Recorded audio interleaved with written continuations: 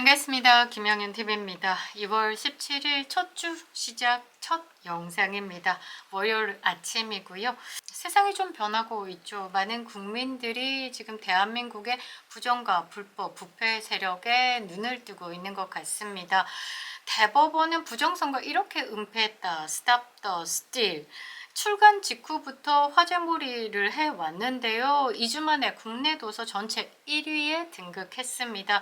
일단 노벨 문학상 받았던 한강 작품을 전부 밀어내고 1위에 등극을 했다라는 것에 큰 의미를 둬야 되고요. 지금 대한민국 탄핵 전국소 비상계엄이 선포되었던 이유 중에 하나가 부정선거 의혹에 대해서 사실관계 파악이 좀 필요했다. 이런 부분들이 들어가 있는 상황에서 이 대법원은 부정선거를 이렇게 은폐했다. 이 책이 1위를 차지했다. 이거 좌파 진영에서 굉장히 두려운 상황일 것 같습니다. 이 책은요, 4.15 총선 당시에 부정선거 관련 소송에 대해서 그 120건에 대해서 좀 다룬 부분이고요. 가장 대표적으로 그 인천 연수구을에 출마했던 민경욱 전 의원, 그리고 그를 대리했던 4명의 변호사들에 대해서 그때 상황들을, 그 대법원의 판결문을 낱낱이 밝히는 책입니다. 도태우 변호사, 박주연 변호사, 윤용진 변호사, 현성삼 변호사님이 이 책을 폈는데요. 도태우 변호사는 지금 윤석열 대통령의 대리인단 중에 한 분이시고요. 박주현 변호사는요, 있을 수 없는 사전 선거의 이 비율에 대해서 좀 편하게 설명을 해주시기도 했습니다. 자, 이 4.15 총선에서 일단 내가 피해자인데 부정선거 의혹에 대해서 말하는 자들 뭣도 모르고 이야기를 하면 입 좀 다물어라 라고 했던 이 민경욱 의원이요, 이 대법원의 선거무효 소송 엉터리 판결문을 소개를 했었는데요. 제가 좀 읽어보니까요, 일단 판결문이 초등학생 1기 수준도 안 되는 완벽한 엉터리 판결문인 것 같습니다. 국민들과 함께 이 부분에 대해서 조금 이제 편하게 좀 살펴볼 필요가 있을 것 같습니다. 왜냐하면요, 대부분의 사람들이 대부분이 아니라 부정선거에 대해서 덮고자 하는, 또는 듣고 싶지 않은, 또는 부정선거가 없어야 하는 그쪽 집단에서는 주로 이런 이야기를 하죠. 대법원에서 부정선거는 없었다라는 판결이 나왔는데 왜 자꾸 부정선거 의혹을 제기하냐, 토론하자. 부정선거를 말하는 사람은 보수의 미래가 없다, 한동훈, 이런 사람들 말이죠. 그래서 그런 논리를 깨부수는 이 사건에 대해서 좀 다룰 필요가 있을 것 같습니다. 아직도 김영윤 TV를 구독하지 않으신 분들은 구독과 알림 설정 부탁드리고요. 끝까지 시청 부탁드리겠습니다. 큰 힘이 되고 있습니다. 이게 사실 검증인 차원인데 토론을 하자라고 논리를 깨부수겠다라는 그 발상도 희한한 발상이고, 이 음모론으로 자꾸 몰고 가기 위해서 대법원 판결에 대해서 이야기를 하는 그쪽 사람들을 보면 참 엉망진창, 와장창이다라는 겁니다. 대법원 판결이 이렇게 완전히 엉망이었고 허점투성이었는데 이 대법원 판결이 맞으니까 음모론은 없었다. 이거는 좀 말이 안 된다라는 거죠. 이 민경욱 의원이 이 4.15 부정선거에 대해서 사실 총대를 메고 나왔습니다. 물론 본인이 피해를 받았다라고 생각하기 때문에 파고든 부분도 있지만, 그러니까 대한민국의 주권 찬탈 세력이 있다. 이거는 한두 개 아니라 거대한 조직이 있다. 그 부분을 먼저 파악했기 때문에 지금까지, 그러니까 4.15 총선 때부터 지금까지 끝도 없이 달리고 있는 것 같습니다. 황교안 전 총리도요, 공안검사입니다. 굉장히 똑똑하신 분이고, 그분도 지금 애국자로서 뭔 자리를 탐하고 이게 아니라 대한민국의 부정선거의 세력은 공산당 세력이다라고 보고 대한민국 체제 전환의 위기다를 먼저 봤기 때문에 4.15 총선부터 지금까지 꾸준하게 부정선거에 대해서 이야기를 했죠. 2월 14일입니다. 2월 14일날 외신 기자들 앞에서 대한민국 부정선거는 이렇게 진행되어 왔다를 밝혔죠. 그 전에 뭐 부정선거 토론하자라고 했던 이준석은 안 나타났습니다. 아무튼 대한민국은요 지금 상당히 심각한 상황이죠. 전 세계가 부정선거로 몸살을 앓고 있습니다. 유럽 같은 경우도 독일도 수개표를 해요. 왜? 러시아의 부정선거 개입에 대해서 차단을 하기 위해서. 대만도 완벽히 수개표를 했죠. 그래서 정권이 바뀌었습니다. 대만은 중국발 부정선거의 차단을 위해서. 근데 대한민국은 나라 자체가 똘똘 뭉쳐가지고 부정선거가 없었다. 부정선거를 말하는 사람들은 다 음모론자 이러면서 막 정치판에서 이제 없애야 되는 사람처럼 이렇게 이야기를 하고 있는데, 중국에게 가장 가깝게 뭔가 이 시뮬레이션이 돌려질 것 같은 가장 만만한 나라가 대한민국이죠. 또 지금 정부 전에 문재인 정부였다라는 게 이 모든 이 아구가 맞아진다라는 겁니다. 자, 민경욱 전 의원이 이 재판을 마무리할 때 선고했을 때 그때 대법원에서 뭐라고 선고를 했냐면, 다 기각이다 이야기를 하고 그때 방청객들이 분노하고 막 고함 지르고 난리가 났었는데, 그때를 좀 기억해 보면서 정리를 한번 해보도록 하겠습니다. 이게 2022년 7월 29일에 대법원 특별 2부 주심 대법관이 천대엽 대법관이었습니다. 민경욱 전 의원의 인천 연수구 선거관리위원회 위원장을 상대로 낸 국회의원 선거 무효 소송, 이게 원고의 주의적 청구 및 예비적 청구 모두 기각한다라고 썼습니다. 그러니까 판결문에 심각한 문제가 있죠. 이게 법조계 인사들이 대부분, 그리고 선거 전문가들도 그렇고 대한민국 국민들도 그렇고, 대법원이 부정선거에 대한 재판을 정상적으로 할 수 있을까? 왜? 대법원의 판사들이 대부분 선거관리위원장입니다. 이해 충돌이 있다라는 거죠. 본인에게 또는 나와 함께하는 그 재판관에게 들어온 소송에 대해서 판결을 내린다? 이거는 100% 아니 매우 100%에 가깝게 사심이 들어가고 오염될 수밖에 없다라고 판단을 할 수밖에 없는 거죠. 윤석열 대통령도요, 이 후보 시절에 4.15 총선에 대해서 부정선거 의혹이 있다, 그 사실을 알고 있다라고 이야기를 했습니다. 그리고 이때 당시에 윤석열 대통령 이 선거 때 이재명과 붙었을 때요, 이 사실 시민감시단의 필사적인 노력이 있어서 윤석열 대통령의 표를 지켜냈다라고 저는 봅니다. 그때 당시에 정말 2박 3일 꼬박 사전투표함이 보관되어 있는 곳에 자고 먹고 하면서 개미 한 마리 못 들어가게 지키신 분들도 있고요. 투표함의 이동에 따라 붙어 가면서 그 투표함 통과리 이것도 막으신 분들도 있고, 그래서 저는 윤석열 대통령이 0.73%포인트로 이겼다라고 봅니다. 그들 이런 감시단이 없었다라고 하면 지금 어떤 상황일지 끔찍한데요. 저는 그렇게 생각합니다. 이제 부정선거 소송에서 대법원의 판사들이 대부분 선거관리위원장을 겸직하는 이 상황에서 명백한 이해충돌이 일어날 수 있기 때문에 이 대법원에서 내는 이 판결 자체는 오류가 있을 수밖에 없다라는 것이죠.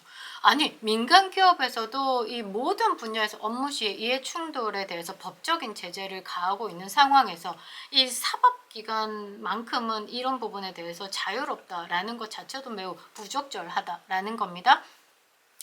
일단 4.15 총선 때는요, 이게 민경욱 의원 한 곳뿐만 아니라 전국적으로 120곳의 선거 무효 소송이 제기가 됐습니다. 그래서 여러분들이 보시는 그 일장기 투표 포스트 이처럼 이제 한 곳에 붙은 것, 그 다음에 빠밭한 종이, 형상기억 종이라고 하죠. 막 비정상적인 이런 투표용지, 기퉁이 잘린 거, 앞 양옆에 비율이 틀린 거부터 시작해서 그게 막 나온 거죠.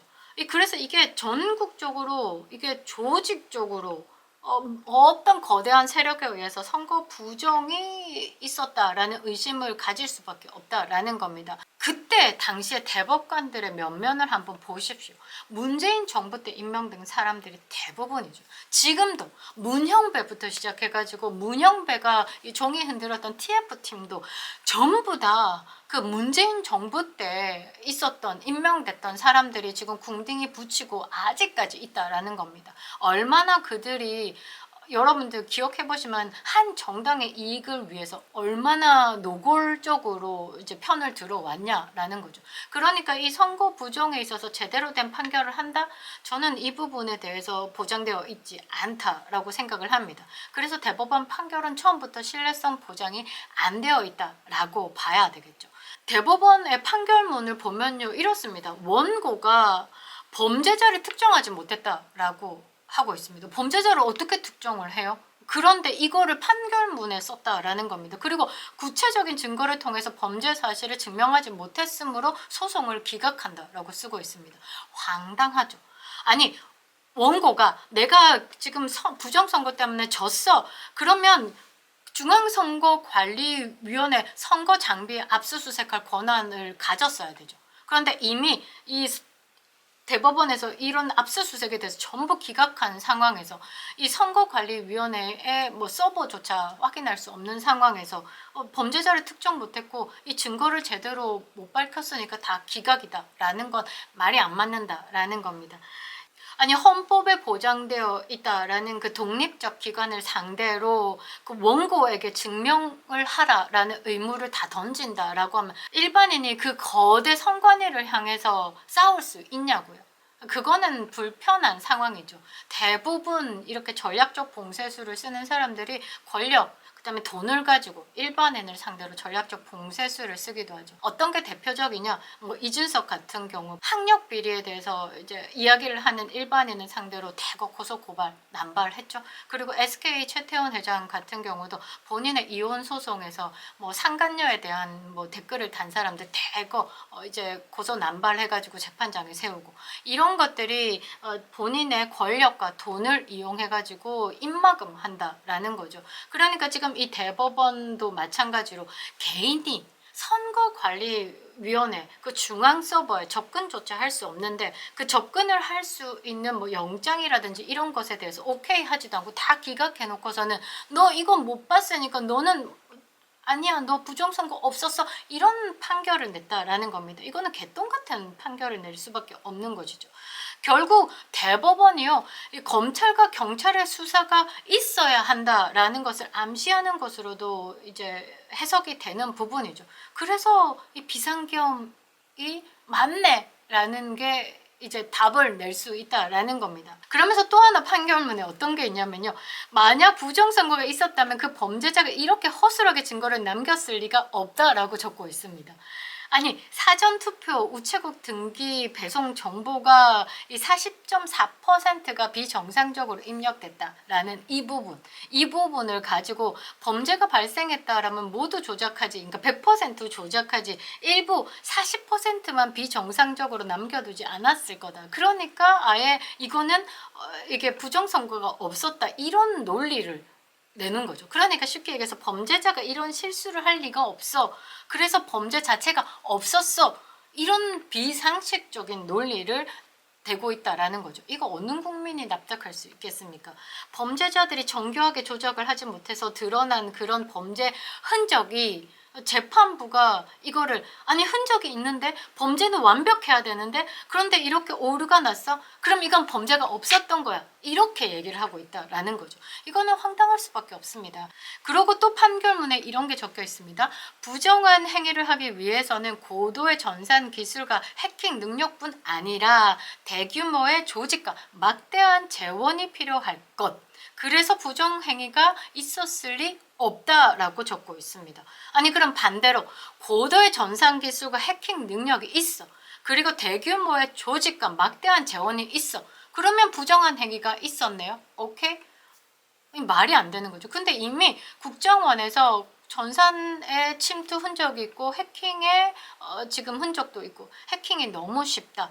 그리고 전산망들이 인터넷망, 선거망, 업무망이 다 분리가 되어 있어서 독립적으로 운영되어야 함에도 얘네들이 다 연결이 되어 있어서 해킹이 업무망으로 들어와서 선거망에 들어올 수도 있고 인터넷망으로 선거망에 들어올 수도 있다. 이 취약점이 발견됐다라고 국정원에서 밝혔죠. 그리고 대규모 조직과 막대한 재원. 아니 캐나다에서 이 막대한 재원을 중국에서 대서요 부정선거가 있었어요. 그래서 캐나다 총리가 올해 1월에 사퇴를 했습니다. 사임을 했습니다. 이 정도의 행위들이 나오고 이 정도의 결과물들이 나왔는데 대한민국만은 오 하면서 부정선거 절대 없었다라고 정신승리를 하고 있으니 이게 지금 국가적인 문제다라는 겁니다. 그리고 대법원 판결문을 보면요. 이게 뭐 선관위의 일방적인 주장을 그대로 받아서 적었습니다. 어떤 내용이냐면 접히지 않은 빳빳한 투표지 수천 장에 대해서는 충분히 그럴 수 있다. 그리고 인쇄가 잘못돼서 몇백 장이 까만 줄이 이렇게 선명하게 있는데도 불구하고 인쇄하다 보면 그럴 수 있다.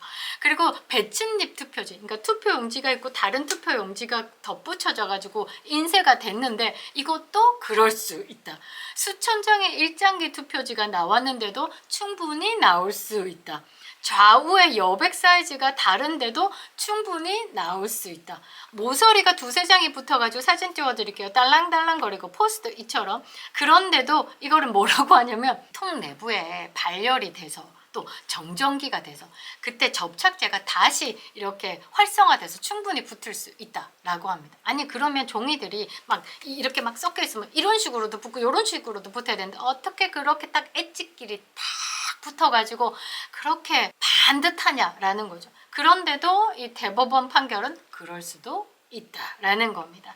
말이 안 맞는다라는 거죠. 이거 세부적인 항목을 조목조목 부연 설명하는 판결문 대부분이 선관위가 적어준 내용 그대로 적혀 있다라는 겁니다. 그러니까 사실 그 이제 소를 제기한 입장에서는 허파가 헛떡 뒤집어질 노릇이겠죠. 그런데 더 이상한 거는요.